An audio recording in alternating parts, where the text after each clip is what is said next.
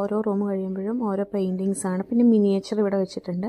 ഇവിടെ തന്നെ ഇതിൻ്റെ വീഡിയോയും അവർ പ്ലേ ചെയ്യുന്നുണ്ട്. ഇവിടെ എങ്ങനെ ഇതിൻ്റെ ഹിസ്റ്ററി പറയുന്നതും പിന്നെ എങ്ങനെയായിരുന്നു അത് എങ്ങനെയൊക്കെയാണ് ഡെവലപ്പ് ചെയ്തതെന്നുള്ളത്, പിന്നെ ഇതിൻ്റെ ഓരോ റൂമിലും എന്തൊക്കെയാണ് ആരുടെയൊക്കെ റൂമുകളാണ് അങ്ങനെയുള്ള ഒരു വീഡിയോ നമുക്കിവിടെ കയറുന്ന സ്ഥലത്ത് തന്നെ കാണിക്കുന്നുണ്ട്. അപ്പോൾ നമുക്കിത് കണ്ടിട്ട് പോവുകയാണെങ്കിൽ ഒരു ഐഡിയ കിട്ടും എവിടെ എന്തൊക്കെയാണ് ഉള്ളത്. ഈ കൊട്ടാരത്തിൽ 700-ലധികം റൂമുകളുണ്ട്.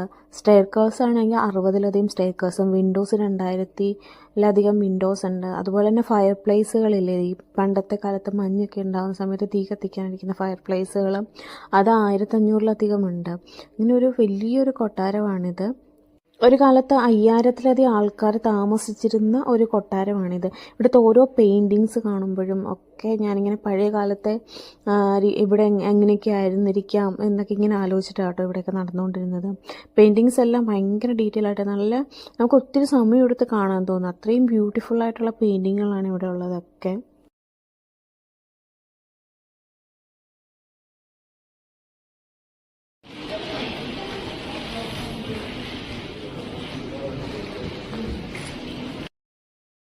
അത്യാവശ്യം നല്ല തിരക്കുണ്ടായിരുന്നു. സൺഡേ ആയതുകൊണ്ട് തന്നെ ഒത്തിരി ടൂറിസ്റ്റുകളായിരുന്നു മെയിനായിട്ട് വന്നിട്ടുണ്ടായിരുന്നത്. അവർ ഗ്രൂപ്പായിട്ടാണ് കേട്ടോ വന്നിട്ടുണ്ടായിരുന്നത്.